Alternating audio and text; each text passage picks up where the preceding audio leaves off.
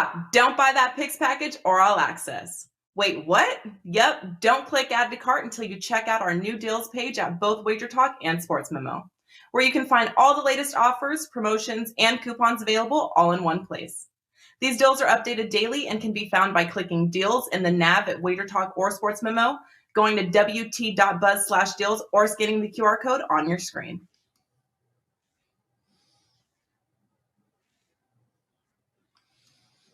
Happy Friday, everybody. Friday starts the weekend, and we are here to make your weekend a profitable one through the prop betting markets. Joining me today, Matt Josephs from sportsmemo.com. Just a little behind the scenes, we take turns doing our prop of the day, and it was Andrew's turn to do the prop of the day, and all of a sudden, he's got traveling issues. So shady. So shady. No, I'm just kidding. We will have our official prop of the day at the end of the show. We got baseball, we got some basketball, and Matt is going to touch on some of the college win totals coming out here in a little bit. So, Matt, let's jump into MLB and baseball. I know you are a specialist in the K-props, so it's been a week since our last show. Why don't you bring us up to speed what you're seeing in MLB, particularly with the K-props? Well, I mean, I think it's, obviously it's a long season when it comes to baseball. So it's one of these things where trends constantly change. And certainly, with me personally, I started out hot in the K-pop market, and now we're kind of in that middle where we're like, all right, we're 1-2 or 2-1, we'll give some units back and things like that. But I mean, it's an interesting market to say the least. And I continue to tell people, as I talked about yesterday, you're going to have to get up early and you don't have to get up early, but you have to be ready the moment you see a number to take it. Because these markets move so much. The number itself moves. So if you see a 4.5, it could become a 3.5 or a 5.5.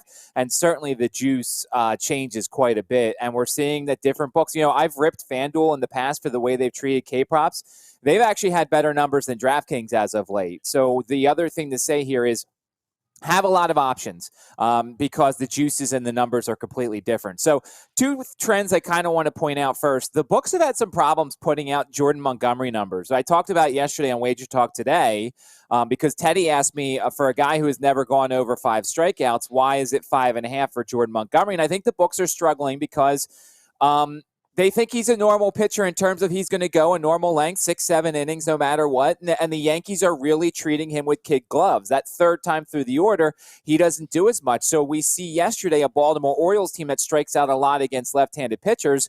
Well, that was why the number was high, and it didn't go over because, once again, Jordan Montgomery got taken out a little early. The other thing is Cubs and Padres overs right now are hot because the Cubs are striking out a ton. The Padres are striking out a ton. Books obviously know that. Jacob Junis had a 3.5 number hung, but they made the over juice-wise so high that it's almost ridiculous. And what I've done to kind of counteract that is I've actually started to parlay one or two of the ones I like that are out of my juice range. And it kind of made it a little bit more reasonable. Now, you're asking 2 results to happen instead of 1.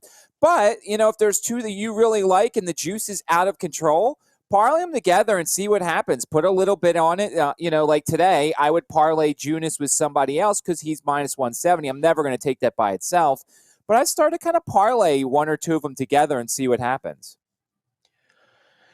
Yeah, and most books offer the same game parlay. So you have the option to even do a parlay in the same game. So if you feel like you have a really good read on maybe I talk about this with same game parlays. I feel like people concentrate on props and they end up missing just the basic money line. If you like a team to win, now you can do this where you can say, well, I think this team's going to win and this pitcher to go, over, K-prop. So you can take advantage of that. Matt, I got to say, over the last week, I've been really getting into the batter props, and this is just going to be a big part of the MLB season for me. I don't know if you've dabbled in some of the batter props. I feel more comfortable doing them than the K props. I for whatever reason, I struggle to analyze them to the success that you do. So I've just found some of the success, and you can just start off in some of these batter props, and we can start with just the pitcher matchups. There's a lot of information out there about who does good against pitchers and who does bad against pitchers. And, yesterday I talked about Martin Maldonado. That was our free play yesterday to go over. He's in the ninth spot, but incredible history against the pitcher, and he'd been having a pretty good 3 or 4 game stretch. And sure enough, they put his total at half a hit at minus 105, and it ends up hitting. So I've been looking more at these batter props. So I don't know.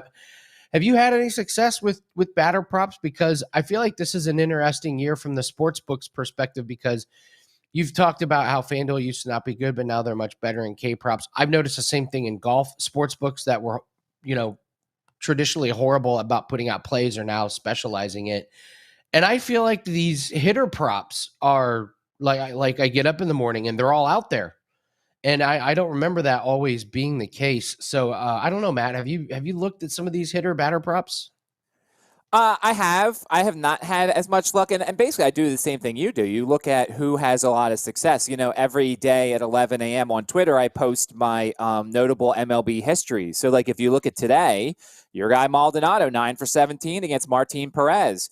Eduardo Escobar for the Mets is 12 of 23 with a homer against Marquez. You don't often see a guy hitting over 500 against a certain pitcher. Cole Calhoun, 6 of 8 with 2 homers against Christian Javier for the Astros. See, I do look at it. I have not had the most success.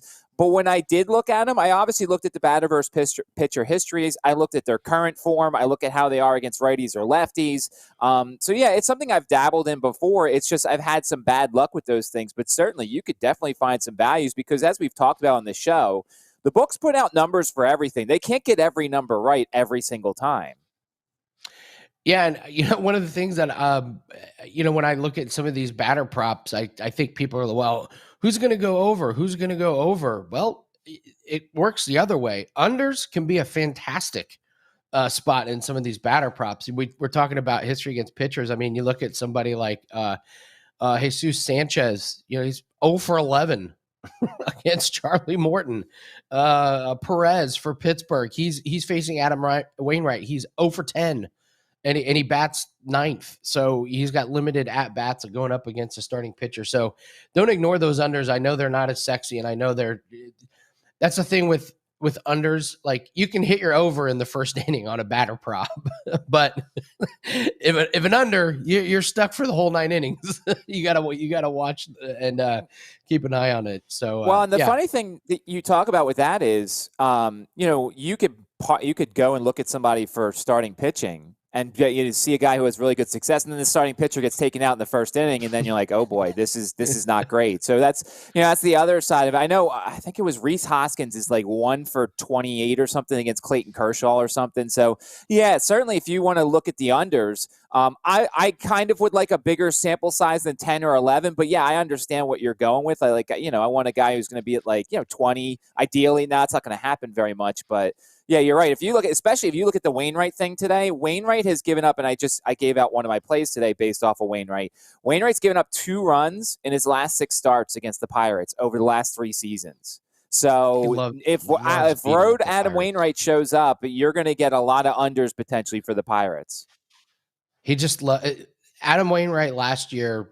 It was just if you saw him against the Pirates, which it felt like they were doing it on purpose last year. It was every other week. It was oh, sweet, Wainwright's pitching against the Pirates. What have they faced each other 23 times this year? Why is he always facing the Pittsburgh Pirates? If you'd have just done that last year, you'd have had an amazing baseball season. So yeah, and it's funny. You go through. There are certain websites that show the matchups. You just go through the Pittsburgh Pirates. It's their entire order has a bad history against Wainwright. It's really funny. So, all right. So Matt, you've said that college football totals are starting to eke out here a little bit. Just a little drip of college football wins. Anything kind of strike your eye or anything you've kind of noticed? So I noticed because I talk about the ACC in Virginia. They said on Caesars Sportsbook that the under for the Pitt Panthers was the the most wagered thing of any of their totals so far, and it almost quadrupled the next one. And a lot of people are betting on the under on the Pitt Panthers. So of course, Kenny Pickett's gone. They just saw their number one wide receiver go to USC. And so I just saw it was fascinating. They opened it up at a number, and then they dropped it down a number, and they still have to keep dropping the juice to kind of prevent against it. Look, I'm not necessarily telling people to go run out and take any totals that they love, because I think they're going to be pretty stagnant now. The only people who are betting May 20th on college football are the really sharp people, but no one really wants to tie up their money. And plus, there's still people transferring. There's a guy who left North Dakota State to go, and he's now the quarterback now at Temple, and he might be their starting quarterback. So there's going to be a lot of movement still in this transfer market. We saw a guy who, at James Madison, a really good linebacker, who's going to transfer, and he's looking at some SEC schools, and it's going to help out there potentially. So I feel like if there's a number you really like, chances are it's still going to be there in July and August. We know Phil Steele, who's the legend in this industry, his magazine's coming out on July 4th. Athlon's is coming out in a couple weeks. So keep an eye on some things. It's never too early to do your research, but certainly I wouldn't lock things in unless there's a number you absolutely love on May 20th. I kind of say I can't imagine trying to get out in front of some of these futures with the transfer portal. I'm not a huge college football. I don't follow it. I don't handicap it, but I don't know what the rules are with transferring. I don't know when they can or can't do it. I can't imagine trying to play futures in college football at this point. Am I wrong about that? I mean, is this a market that's kind of been blown to pieces? At least that's from an outsider looking at it, doesn't know that much about it. I would just think this is an impossible market. I think it's more affecting the high end than the low end, because I think that you're going to see, if a Miami transfer goes and they get somebody who's like a 5-star blue chip kid, then that's going to affect how good they are. The middle of the market, obviously a lot of those win totals haven't come out yet. The group of 5 teams haven't come out yet. It's been mostly the Power 5 schools. But yeah, it's hard. Unless there's a big-time recruit, though, I wouldn't think anything's going to kind of change with regards to that. But yeah, it's something that certainly consider. I understand the book's putting it out now because the college football degenerates love this sort of thing. And I got a whole show out of it here in Richmond on my radio show talking about that sort of thing. But there's going to be value there, and it's still going to be there in July. I don't see these numbers outside of that Pitt number moving way off of what it currently is. It's not like the NFL, Andy, where James Bradbury goes to the Eagles, and then all of a sudden they go from 8.5 to 9.5 in a lot of places. So I don't know if you had been looking at the NFL win totals. I know we touched on it briefly last week, but the Eagles one went up one because they got a new cornerback. That's a big move for a cornerback. Wow. Equals a win, but I guess early in the market, books are looking for any reason to try and pound that number. And hey, you got to content is king. Even though the college football market might be hard, gives us something to talk about. So thank you to the books for putting that out. So I'll go over a couple NBA props here and just kind of some things that I've noticed. So we'll start with tonight's game between the Heat and tonight's game between the Mavericks and the Warriors. I think the Mavericks may have some pretty serious problems, and I think I think unders might be the way to go when you're looking at some of the Dallas players, because I thought Wiggins was incredible, and Draymond on defense it looked like the old Draymond where he was filling lanes, he was preventing some of the passing, and they closed out. And of course, we're talking about the job they did on Luka. A lot of teams sometimes will just say, Luka, you go and take your 35 and we'll just shut down the other guys. And Golden State said, no, we're going to shut down Luka. And they did. He only scored 20 points. And now there's a report coming out saying he was ill after the game. So with these short turnarounds, who knows how that affects him. Jalen Brunson is a guy who I would look at maybe going over. He had a horrible game. He scored 14 points, but he was 0 for 5 from threes. I don't expect that to continue. He shot the ball terrible. And the points number is 18.5. I got to believe he hits at least one, probably 2 3-pointers.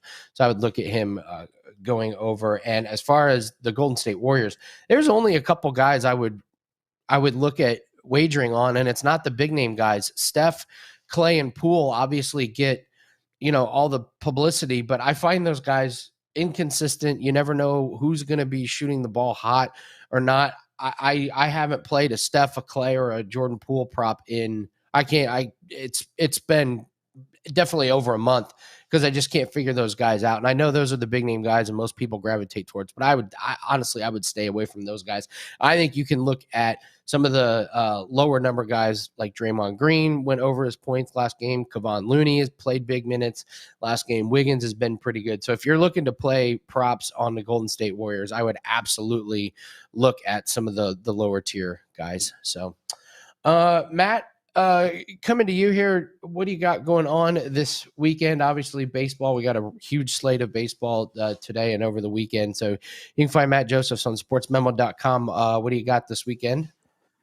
Same old stuff. The K props and the things with regards to baseball. As I said, we started really hot, kind of just like in this middling, where we're doing 1 and 2, 2 and 1 sort of thing. So we're kind of just, it's a 200-day season, 210-day season, whatever. So there's going to be ups, there's going to be downs, and so right now we're kind of in that middle. And it's what's going on. So we'll have that over on sportsmemo.com. And I know you got plenty of stuff going on with regards to the golf and the basketball, and I'm sure there's some sort of fighting event coming up. So what do you have? Well, I have a 4% play in the NBA for tonight, but we just put up before the show started a 5% for tomorrow's game between the Celtics and the Heat. So go grab that 5% play. That's up on WagerTalk.com right now. Yeah, golf, the PGA Championship is going on right now, so we're just waiting to see how everything finishes out. And yeah, we got UFC on Saturday night, and then of course we got MLB props. And also NHL props have been going good. We'll have one of those. So for us, it's kind of like we'll have one NBA play tonight, one MLB play, and one NHL play. So look for like 3 plays tonight, one in each sport. So all right, Matt, let's get to the prop of the day.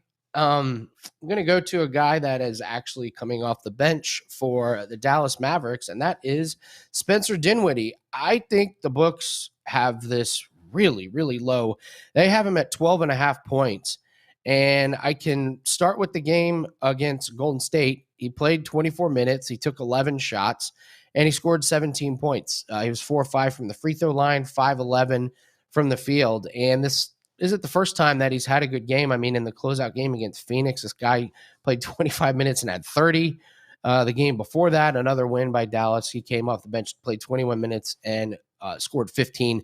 So he comes off the bench, he plays a decent amount of minutes, and he's just like their ball of fire that they're looking for a real boost. And if Luka is indeed ill, if he's a little bit sick or if the shoulder's a little bit compromised, Spencer Dinwiddie is going to be one that should take advantage of it. Look for Brunson to take advantage of it, but Dinwiddie coming off the bench has been a good one, and I'm really surprised the books are hanging this at 12.5. If he gets 11 shots again, he's going to go over 12.5 points. If he plays 24 minutes, he's definitely going to go over this. So that's going to be our prop of today for Prop It Up. Spencer Dinwiddie over 12.5 points. So, all right, guys, let's have a great weekend. Let's have a great Friday. That is Matt Josephs. Find all of his K props and all of his best bets on sportsmemo.com. I am Andy Lang. All of my best bets can be found on WagerTalk.com. Let's kick this weekend off right. Let's cash some tickets, and we will see you next week on Prop It Up. Stop. Don't buy that picks package or all access. Wait, what? Yep. Don't click add to cart until you check out our new deals page at both WagerTalk and Sports Memo, where you can find all the latest offers, promotions, and coupons available all in one place. These deals are updated daily and can be found by clicking deals in the nav at WagerTalk or Sports Memo, going to wt.buzz/deals, or scanning the QR code on your screen.